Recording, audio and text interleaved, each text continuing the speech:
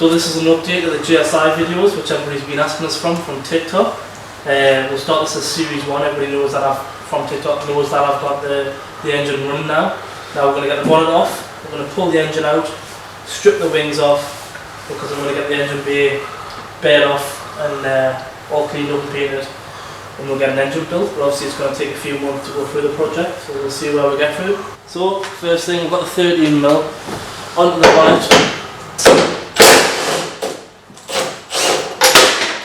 Pull off the strut there. It did hit the wing, but we're replacing this. Hold that bonnet there.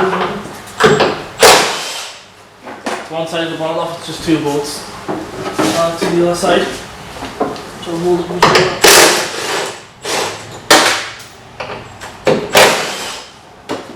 get the bonnet out of the way.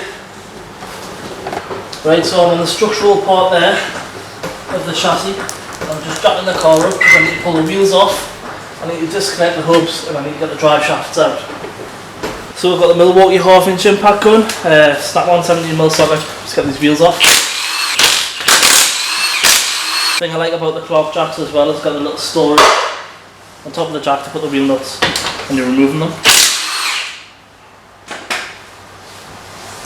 And that's one wheel off. Socket the bottom pinch ball of the ball joint, get that disconnected, then I can pull the bottom ball joint out and then I'll be able to have room to pull the caliper towards me and get the drive shaft out, which I think is a 27 or a 30, and we'll blast that off and the drive shaft will come out the hub. 19mm. There's the pinch bolt and nut there, it's in decent condition. So now we'll get my pry bar, put to the bottom of the ball joint, big bar, and push down on the bottom arm like that and you'll see it's separated the bottom ball joint. 30mm off the drive shaft. That's the nut off. The castle nut, you've got to use a split pin to secure that. Now we're pulling the caliper like I said. Pull that drive shaft out. These drive shafts are brand new, I bought these to try and get the car running. Now you need to use a pry bar in the gearbox of the drive shaft, put that behind it and pop the drive shaft out. That's one drive shaft out. It's disconnected itself, so it's usually slot these back in. There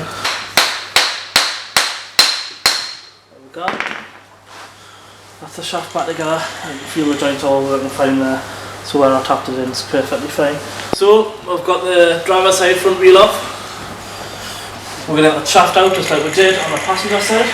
With the mill socket on the castle nut. We're a bit crap in here, but it's really cool box, but the unit's not too big. That's the socket out there.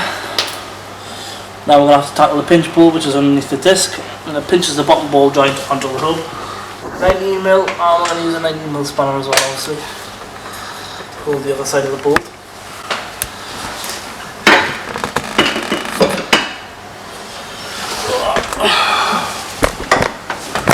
Work blind as always.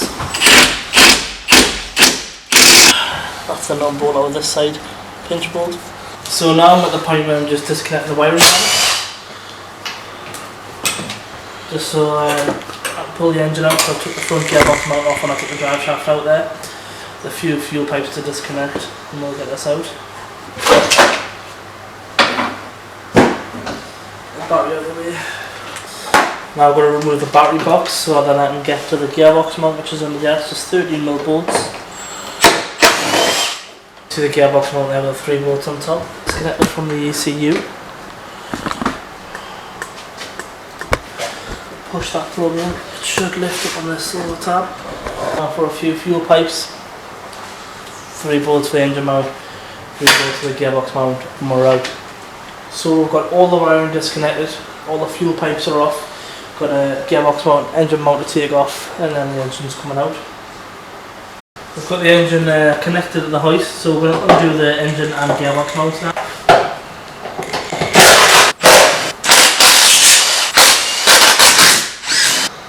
Right, that's the engine out. Bit hard to video that one. It was a bit of a tricky one to get out, but she's out there now.